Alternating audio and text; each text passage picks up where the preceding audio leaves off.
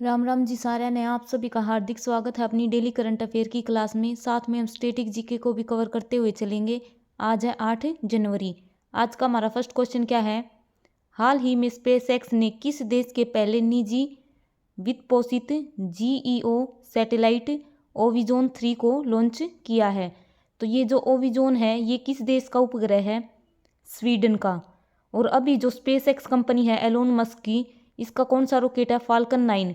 इस रॉकेट के द्वारा जो ओविजोन 3 है इसको लॉन्च किया गया है। अगर हम यहाँ पर स्वीडन की बात करें तो स्वीडन की राजधानी क्या है? स्टॉकहोम। और स्वीडन की राजधानी स्टॉकहोम में क्या दिए जाते हैं? नोबेल पुरस्कार दिए जाते हैं। नोबेल पुरस्कार टोटल 6 फील्ड में दिए जाते हैं। जो शांति का नोबेल है उसको छोड़कर बाकी 5 फील्ड के पुरस्कार स्टॉकहोम में दिए जाते हैं। और शांति का नोबेल कहाँ पर दिया जाता है? नॉर्वे की राजधानी ओस्लो में दिया जाता है। अगर हम बात करें जो फाल्कन 9 रॉकेट है स्पेस एक्स कंपनी का, इसके द्वारा हमारा जो G-SAT-20 है इसको भी लॉन्च किया गया था अभी थोड़े दिन पहले फाल्कन 9 रॉकेट के द्वारा। ये जो फाल्कन 9 रॉकेट है ये विश्व में सबसे भारी रॉकेट है। और इससे पहले जो हमारा इसरो है वो एरियन 5 है उसके द्वारा अपने जो उपग्रह उनको लॉन्च करता था, लेकिन वो अब रिटायर हो चुका है। इसलिए हमने फाल्कन 9 के द्वारा हम जो अपने उपग्रह हैं उसको भेज रहे हैं। तो G-SAT-20 फाल्कन 9 रॉकेट के द्वारा इसरो ने भेजा है। और ओविजोन 3 इसको भी फाल्कन 9 रॉकेट के द्वारा स्वीडन का है ये भेजा गया है। अगर हम रिलेटेड जो करंट अफेयर है उसको रिवाइज करते हुए चलेंगे।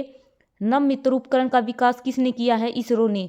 और किस लिए? मजदूरों की सुरक्षा के लिए। नवमित्र उपकरण है इसरो ने इसकी विकास किया है। इंडियन स्पेस रिसर्च ऑर्गेनाइजेशन, इसका हेडक्वार्टर कहाँ पर है? बेंगलुरु में है। और 15 अगस्त 1969 को इसकी स्थापना हुई थी, 15 अगस्त 1969 को। और इसके वर्तमान में हेड कौन है? एस सोमनाथ 10वें नंबर के हैं। और एस सोमनाथ की अभी ऑटोबायोग्राफी आई थी, शेर जिसने चांदनी पी ली। ये भी बहुत इंपॉर्टेंट है, याद रखना। और इसरो ने अभी चंद्रयान 3 भी लॉन्च किया था, बहुत इंपॉर्टेंट है। आगे है किस भारतीय को रेमन मैग्सेसे पुरस्कार दिया गया है? डॉक्टर रवि कन्नड़ को।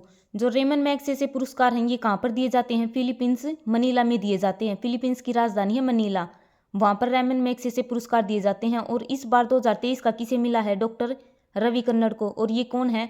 ओंकोलॉजिस्ट हैं। ओंकोलॉजिस्ट क्या होता है? जो कैंसर का ट्रीटमेंट करते हैं उन डॉक्टर को क्या बोलते हैं? ओंकोलॉजिस्ट। तो ये बहुत इंपॉर्टेंट है, याद रखना। साइंस के जो क्वेश्चन आते हैं उनमें भी बहुत बार पूछा जाता है कि कैंसर की स्टडी को क्या बोलते हैं? ओंकोलॉजी।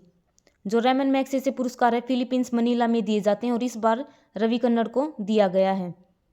और पहला भारतीय कौन था जिसको रेमन मैग्सेसे पुरस्कार मिला था? विनोबा भावे, ये भी याद रखना।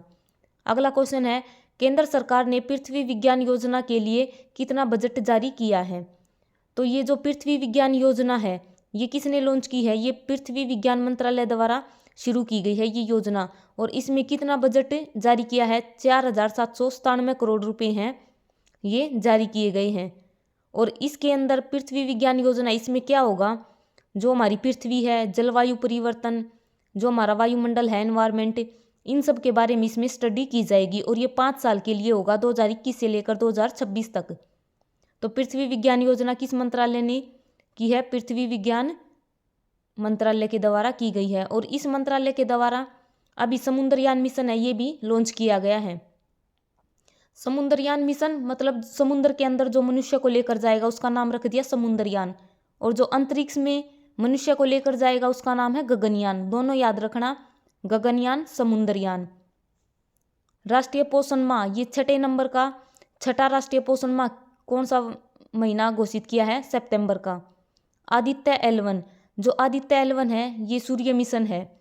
और ये अभी 6 जनवरी को जहाँ पर इसको पहुँचना था लंगराज फर्स्ट पॉइंट पर, वहाँ पर पहुँच चुका है। ये 2 सितंबर को लॉन्च किया था इसरो ने। आदित्य L1 बहुत इंपॉर्टेंट है, सूर्य मिशन है, याद रखना। और कौन से रॉकेट के द्वारा भेजा गया है? PSLV C-57 के द्वारा। सिंगापुर के नए राष्ट्रपति कौन बने हैं? थर्मन शनमुगरत्ना। अगला क्वेश्चन है हाल ही में इसरो ने किस रॉकेट पर polymer electrolyte membrane fuel cell का सफल परीक्षण किया है? कौन से रॉकेट के द्वारा किया है? PSLV C-58 के द्वारा। और इसी के द्वारा एक्सपोसैट 1 जनवरी को लॉन्च किया गया था, ये भी याद रखना।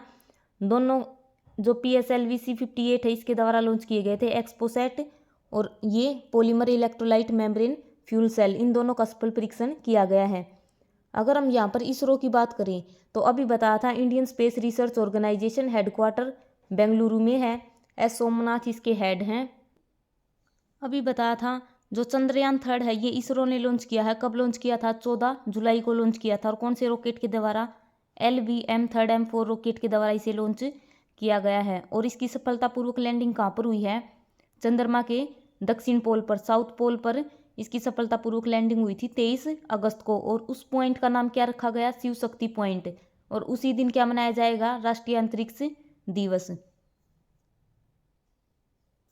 132वें डूरंड कप 2023 है, इसका विजेता टीम है वो कौन सी रही थी? मोहन बगान। ये याद रखना, ये सबसे पुराना है डूरंड कप और संतोष ट्रॉफी, ये दोनों फुटबॉल से रिलेटेड हैं। और 132वें नंबर का उसका विजेता कौन रहा है? मोहन बगान। और अभी हाल ही में शिक्षा मंत्रालय ने किस यूनिवर्सिटी को डीम्ड यूनिवर्सिटी का दर्जा दिया है? NCERT को। NCERT को इसके हेड कौन है? दिनेश सकलानी। इसको डीम्ड यूनिवर्सिटी का दर्जा मिल चुका है, बहुत इंपॉर्टेंट है, याद रखना। अगला क्वेश्चन है, हाल ही में चर्चा में रही 750 मेगावाट की कुप्पा पंप हाइड्रो परियोजना, स्टोरेज परियोजना है, इसका संबंध किससे है? तो ये जो कुप्पा पंप हाइड्रो स्टोरेज परियोजना है ये कहाँ पर शुरू की गई है? गुजरात में। और ये जो NPHCL है इसके द्वारा ये शुरू की गई है। और ऐसी ही एक फरीदाबाद हरियाणा में भी है, national hydro electric power corporation. इसमें क्या होता है? जो पानी है उससे बिजली बनाई जाती है। तो कुप्पा पंप हाइड्रो स्टोरेज परियोजना कहाँ पर शुरू की गई है? गुजरात में। नेट जीरो कार्बन उत्सर्जन का लक्ष्य कितना रखा गया है? 2070 का। 2023 को किस वर्ष के रूप में मनाने की घोषणा की थी UN ने? यूनाइटेड नेशन ने 2023 को मोटा अनाज वर्ष है, या फिर मिलेट का वर्ष है, या फिर हम बोल सकते हैं बाजरा वर्ष, तीनों सेम है, 2023 को घोषित किया था। और अभी 2024 को कौन सा वर्ष घोषित किया है? कैमलिड्स मतलब ऊँटों का वर्ष 2024 को घोषित किया था। और 2010 को कौन सा किया है? जैव विविधता वर्ष। अभी जो मेन परियोजनाएं जो जिस नदी पर हैं वे, जैसे रेटल परियोजना, सलाल परियोजना, बगलियार, दुलस्ती, ये चारों परियोजनाएं कौन सी नदी पर हैं? चिनाब नदी पर। अगर हम यहाँ पर चिनाब नदी की बात करें तो सतलुज की सबसे लंबी सहायक नदी कौन सी है? चिनाब नदी। और सबसे ऊंचा रेलवे पुल कहाँ पर बनाया गया है? चिनाब नदी पर बनाया गया है, बहुत इंपॉर्टेंट है, याद रखना। और सतलुज की सबसे लंबी सहायक नदी है, बहुत बार पेपर में पूछा गया है, सतलुज की सबसे लंबी सहायक नदी कौन सी है? चिनाब नदी। और इस पर 4 परियोजना है, रेटल, सलाल, बगलिहार और दुलस्ती। तुलबुल परियोजना, उरी परियोजना झेलम नदी पर है ये। और झेलम से याद आता है, झेलम का युद्ध किस किस के बीच में हुआ था? जो वितस्ता का युद्ध है झेलम नदी के किनारे पर हुआ था, किस किस के बीच में हुआ था? कमेंट करके बताना। मैटूर बांध है, कावेरी नदी पर बना हुआ है, तमिलनाडु में। जायकवाड़ी परियोजना गोदावरी नदी पर है। इडुक्की बांध पेरियार केरल में है। शिव समुद्रम ये वाटरफॉल भी है और बांध भी है, ये कहाँ पर है? कावेरी नदी पर है। अगर हम यहाँ पर नदियों में मेन पॉइंट्स देखें, सबसे पहले कावेरी नदी कहाँ से निकलती है? ब्रह्मगिरी रेंज से निकलती है। बहुत इंपॉर्टेंट क्वेश्चन है, पेपर में बहुत बार पूछा गया है कि कावेरी नदी का उद्गम स्थान कहाँ से है? ब्रह्मगिरी रेंज से है कावेरी नदी का उद्गम स्थान। कावेरी नदी लौटते हुए मानसून से पानी लेती है कावेरी नदी, बहुत इंपॉर्टेंट है, याद रखना। जो गोदावरी नदी है ये कहाँ से निकलती है? त्रिमकम पहाड़ी, महाराष्ट्र है, वहाँ से निकलती है, त्रिमकम पहाड़ियों से। और एक है कृष्णा नदी, ये भी बहुत बार पूछी जाती है, ये महाबलेश्वर से निकलती है। महाबलेश्वर प्लेटो महाराष्ट्र से ही निकलती है। गोदावरी नासिक से निकलती है, महाराष्ट्र के त्रिमकम पहाड़ी से। देश का पहला सौर शहर कौन सा बना है? सांची, मध्य प्रदेश में है। पहला अंतर्राष्ट्रीय पुलिस सहयोग दिवस कब मनाया गया है? ये पहला मनाया गया है 7 सितंबर को 2023 में मनाया गया है। और बहुत इंपॉर्टेंट है क्योंकि 7 सितंबर 1923 को इंटरपोल की स्थापना हुई थी, इसीलिए हमने 7 सितंबर को ही पहला अंतर्राष्ट्रीय पुलिस सहयोग दिवस है यो मनाया गया था 7 सितंबर को। आगे है G20 का 21वां सदस्य कौन बना है? तो अफ्रीकन यूनियन संघ है, ये G20 में शामिल हो चुका है। G20 में कौन कौन शामिल हैं? एक तो 19 देश हैं इसमें, 19 देश, एक यूरोपियन यूनियन और एक अभी शामिल हो गया 21वां अफ्रीकन यूनियन संघ। जो अफ्रीकन संघ है ये शामिल हो चुका है। इसका हेडक्वार्टर कहाँ पर है? अदिस अबाबा में है। बहुत इंपॉर्टेंट है, याद रखना। अंतर्राष्ट्रीय संगठन है, उन पर एक वीडियो बना रखी है, बिल्कुल 2023 की अपडेट के साथ है। उसमें भी बताया गया है, मतलब जिस भी संगठन में कोई भी नया देश शामिल हुआ है 2023 की अपडेट के साथ बता रखे हैं। तो उन्हें जाके एक बार मेरे कहने से एक बार वो वीडियो जाके जरूर देख लेना, अंतर्राष्ट्रीय संगठन वाली। तो G20 का नया सदस्य कौन बना है? African union. ऐसे ही आसियान का नया बना है तिमोर लिस्ते, नाटो का फिनलैंड। तो ये याद रखना। और जो G20 है इसकी 2024 में कौन सा देश अध्यक्षता करेगा? ब्राजील। बहुत इंपॉर्टेंट है, आगे बहुत बार पूछा जाएगा पेपरों में कि G20 की 2024 में अध्यक्षता कौन सा देश करेगा? ब्राजील। 2023 में किसने की है? भारत ने की है। अगला क्वेश्चन है, हाल ही में किस राज्य के कपड़ागंडा शॉल लाजिया सोरा पेंटिंग को GI टैग मिला है? तो जो ओडिशा है उसकी 7 चीज़ों को अभी GI टैग दिया गया है। सबसे पहले हम GI टैग की बात करेंगे। तो GI टैग है ये 1999 का एक्ट है और कौन से मंत्रालय द्वारा दिया जाता है? वाणिज्य व उद्योग मंत्रालय द्वारा GI टैग दिया जाता है। भारत में सबसे पहले GI टैग किसे दिया गया था? 2004 में दार्जिलिंग की चाय को। दार्जिलिंग कहाँ पर है? पश्चिम बंगाल में है। तो दार्जिलिंग की चाय को सबसे पहले GI टैग दिया गया था 2004 में। और अभी ओडिशा के कपड़ागंदा शॉल और लाजिया सोरा पेंटिंग है, इनको दिया गया है। सिमलीपाल काई चटनी, इसको भी दिया गया है। ओडिसी खजूरी, गुड़ा मिठाई, इसको, गाला जीरा चावल, इन सब को क्या दिया गया? ओडिशा में GI टैग दिया गया है। इससे पहले ओडिशा में रसगुल्ला है, उसको भी GI टैग मिल चुका है। तो अगर हम यहाँ पर ओडिशा की बात करें तो जगन्नाथपुरी रथ यात्रा है वो कहाँ पर है? कहाँ पर होती है? पुरी में होती है, ओडिशा में। पद्मनाभ स्वामी मंदिर ये भी कहाँ पर है? ओडिशा में। कोणार्क का सूर्य मंदिर वो भी कहाँ पर है? ओडिशा में। बहुत इंपॉर्टेंट है कोणार्क का सूर्य मंदिर। अभी हाल ही में जिन जिन को GI टैग मिला है, जैसे अरुणाचल प्रदेश की चुरपी है, इसको GI टैग दिया गया है। कलारी जम्मू कश्मीर की है। कम्बम अंगूर तमिलनाडु का है। सी बैकरथुन लद्दाख की है ये, इसको क्या बोला जाता है? ले बेरी भी बोला जाता है। इसको अभी GI टैग दिया गया है लद्दाख का। सिमलीपाल भितरकनिका नेशनल पार्क ये दोनों कहाँ पर हैं? ओडिशा में है। गाइर माथा बीच जहाँ पर ओलिव विडले टर्टल है, वे जो कछुए हैं प्रजनन के लिए आते हैं, वे कहाँ पर आते हैं? गाइर माथा बीच पर आते हैं, ओडिशा में। तो ये भी याद रखना। अगला क्वेश्चन है, हाल ही में IPS रश्मि शुक्ला किस राज्य की पहली महिला पुलिस निदेशक नियुक्त हुई है? तो जो रश्मि शुक्ला है ये पहली महिला पुलिस महानिदेशक कौन से राज्य की बनी है? महाराष्ट्र की। अगर हम यहाँ पर महाराष्ट्र की बात करें तो तमाशा और लावणी लोक नृत्य कहाँ के फेमस हैं? महाराष्ट्र के। और बहुत इंपॉर्टेंट है, तमाशा लावणी बहुत बार SSC में पूछे गए हैं। आगे है एलोरा का कैलाश मंदिर। जो एलोरा का कैलाश मंदिर है वो किसने बनवाया था? राष्ट्रकूट वंश ने बनवाया था, किर्सन फर्स्ट ने। और ये जो कैलाश मंदिर है एक ही पहाड़ी को काटकर बनाया गया है। बहुत इंपॉर्टेंट है, एक ही पहाड़ी को ऊपर से काटकर मतलब पूरा का पूरा मंदिर डिजाइन किया गया है। एलोरा का कैलाश मंदिर पेपर में पूछा जाता है किस वंश द्वारा बनवाया गया था? राष्ट्रकूट वंश के द्वारा बनवाया गया था। तंजावुर में कौन सा मंदिर है? बृहदेश्वर मंदिर। ये कहाँ पर है? ये तमिलनाडु में है बृहदेश्वर मंदिर। अजंता की गुफाएं औरंगाबाद में स्थित हैं। यहाँ पर कितनी हैं? 29 गुफाएं हैं। अजंता की गुफाएं, अजंता एलोरा की गुफाएं, ये सब कहाँ पर हैं? औरंगाबाद। और औरंगाबाद का भी नया नाम रख दिया गया है संभाजी नगर, ये भी याद रखना। तदोबा नेशनल पार्क कहाँ पर है? महाराष्ट्र में है। तारापुर परमाणु संयंत्र जो कि भारत का सबसे पहला है, तारापुर, ये कहाँ पर है? महाराष्ट्र में। और जो ये बृहदेश्वर मंदिर है ये तंजावुर तमिलनाडु में स्थित है, यहाँ पर गलती से लिखा गया। US टेनिस ओपन 2023 का कौन विजेता रहा? Novak Djokovic. सबसे स्वच्छ शहर कौन सा है 2023 का? इंदौर। और यही मतलब 5वीं 6ठी बार यही टॉप पर रहा है, इंदौर मध्य प्रदेश का सबसे स्वच्छ शहर। अगला क्वेश्चन है, हाल ही में चर्चा में रहे प्रोजेक्ट वीर गाथा 3 का किसने लॉन्च किया है? जो वीर गाथा 3 है ये जुलाई में शुरू हुआ था और इसमें क्या था, मतलब पूरे भारत में जितने भी बच्चे हैं इसमें पार्टिसिपेट किया था और इसमें निबंध लिखना था। जो हमारे देश के वीर और वीरांगनाएं हैं उनके ऊपर निबंध लिखना था और उसमें 1.23 करोड़ विद्यार्थियों उन्होंने उसमें पार्टिसिपेट किया था। और उनमें से टॉप 100 जो टॉप 100 बच्चे होंगे उनको 26 जनवरी को क्या दिया जाएगा, अवार्ड दिया जाएगा। तो जो ये वीर गाथा 3 है ये किसने लॉन्च किया था, रक्षा मंत्रालय और शिक्षा मंत्रालय द्वारा लॉन्च किया गया था। और इसके तहत जो भारत के टॉप 100 होंगे छात्र होंगे उनको अवार्ड दिया जाएगा 26 जनवरी को। अब जो 26 जनवरी आएगी उसको अवार्ड दिया जाएगा।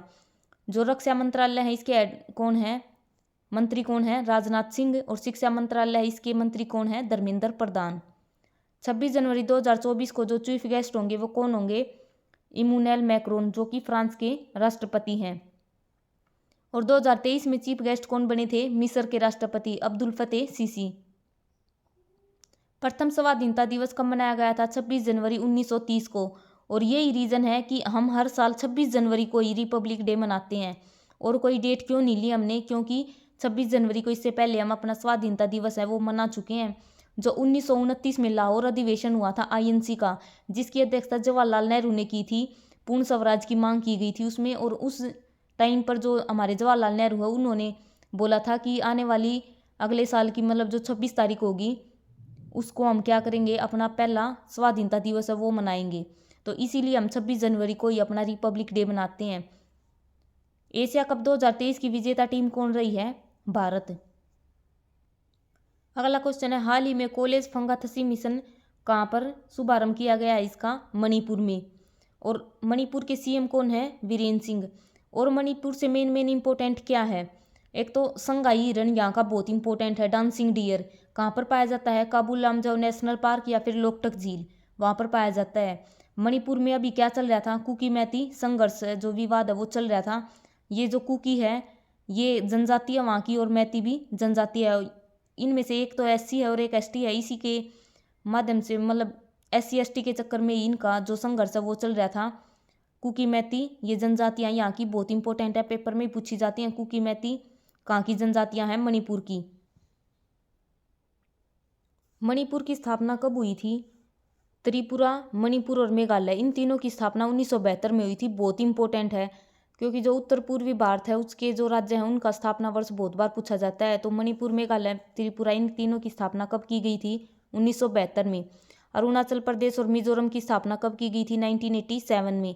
अगर हम यहाँ पर मणिपुर के बारे में मेन पॉइंट्स देखें तो विश्व का एकमात्र तैरता हुआ नेशनल पार्क कौन सा है, काबुल लामजाओ नेशनल पार्क। और ये कहाँ पर है, मणिपुर में है। लोकटक झील, भारत उत्तर पूर्वी भारत की सबसे मीठे पानी की झील कौन सी है, लोकटक झील। और यहीं पर क्या पाया जाता है, संगाई हिरण जो डांसिंग डियर वो पाया जाता है। अगर हमसे पूछा जाए कि भारत की मीठे पानी की झील कौन सी है तो वुलर झील है, जम्मू कश्मीर में है। लेकिन उत्तर भारत की पूछी जाए, उत्तर पूर्वी भारत की, तो लोकटक झील है। भारत की जो पहली खेल यूनिवर्सिटी है वो भी कहाँ पर खुली थी, मणिपुर में खुली थी 2018 में। अगला क्वेश्चन है, हाल ही में भारतीय ओलंपिक संघ का सीईओ किसे नियुक्त किया गया है। जो भारतीय ओलंपिक संघ है इसके सीईओ किसे नियुक्त किया गया है, रघुराम अय्यर को। और जो भारतीय ओलंपिक संघ है उसकी पहली महिला अध्यक्ष कौन बनी है, पीटी उषा बनी हुई है।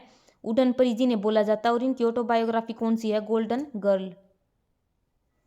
16वें वित्त आयोग के अध्यक्ष कौन चुने गए हैं, अभी तक तो 15वां वित्त आयोग चल रहा था, उसके कौन बने थे 15वें अध्यक्ष कौन थे उसके, एनके सिंह, नंद किशोर सिंह। और अभी जो 16वें अध्यक्ष बने हैं वित्त आयोग के वे कौन बने हैं, अरविंद पनगड़िया। और ये कौन है, नीति आयोग के पहले उपाध्यक्ष कौन थे, अरविंद पनगड़िया थे। याद रखना, बहुत इंपॉर्टेंट क्वेश्चन है। यूपीएससी के अध्यक्ष कौन है, मनोज सोनी। इसरो के हेड एस सोमनाथ। और डीआरडीओ के हेड कौन है, समीर कामत। अगला क्वेश्चन है, हाल ही में किस देश ने पीएम मोदी पर अपमानजनक टिप्पणी के बाद 3 मंत्रियों को निलंबित किया है। जो हमारे प्रधानमंत्री हैं अभी थोड़े दिन पहले लक्षद्वीप है वहाँ पर गए हुए थे। और प्रधानमंत्री का वहाँ पर जाने का इरादा क्या था कि जो सभी हैं भारत के 90% टूरिस्ट हैं वे सब कहाँ पर घूमने जाते हैं, मालदीव में जाते हैं। तो जो हमारे प्रधानमंत्री है वे चाहते थे कि एक बार मालदीव जाने से पहले अपने जो लक्षद्वीप है वहाँ पर जाके देखो कितना सुंदर नज़ारा है। तो वहाँ पर अभी कहाँ पर यात्रा के लिए गए थे, लक्षद्वीप है वहाँ पर सुंदर सुंदर चीज़ें देख के आए हैं प्रधानमंत्री, वहाँ पर दिखाए गए हैं। तो प्रधानमंत्री का इरादा था वहाँ पर जो टूरिस्ट हैं भारत के वे मालदीव ने जाकर अपने लक्षद्वीप पर जाएं। तो वहाँ पर जब गए हुए थे प्रधानमंत्री तो वहाँ पर जो मालदीव है वहाँ के 3 मंत्रियों ने अपमानजनक बात बोली थी पीएम मोदी के। इनको बोला गया था कि ये तो इजराइल के मतलब पोपट ऑफ इजराइल है, ये इनको बोला गया था प्रधानमंत्री को। और इसी के कारण जो हमारी भारतीय जनता है वो गुस्सा करके उन्होंने क्या किया, जो मालदीव में टूरिस्ट जाते थे भारत वाले, उन्होंने अपनी जो टिकट हैं वे कैंसिल कर दी, होटल बुकिंग है वे कैंसिल कर दी। मतलब मालदीव को बहुत सारा नुकसान हो गया। इसीलिए जो मालदीव के राष्ट्रपति हैं उन्होंने क्या सोचा कि हम थोड़ी सी सिंपैथी ले लें, इसलिए उन्होंने अपने जो 3 मंत्री हैं उनको निलंबित कर दिया। तो किस देश ने किया है? मालदीव ने। मालदीव की राजधानी क्या है? माले। जो मालदीव है, मालदीव और मिनिकॉय के बीच में कितने डिग्री चैनल है? 8 डिग्री चैनल। ये लक्षद्वीप है, यहाँ पर मालदीव है। मालदीव और मिनिकॉय के बीच में 8 डिग्री चैनल है। मिनिकॉय और कवारती लक्षद्वीप की राजधानी है। इन दोनों के बीच में 9 डिग्री चैनल है। और यहाँ पर क्या हमारे अंडमान निकोबार हैं, यहाँ पर उनके बीच में क्या है? 10 डिग्री चैनल। अगर वीडियो अच्छी लगे तो वीडियो को लाइक करना, शेयर करना, चैनल को सब्सक्राइब करना।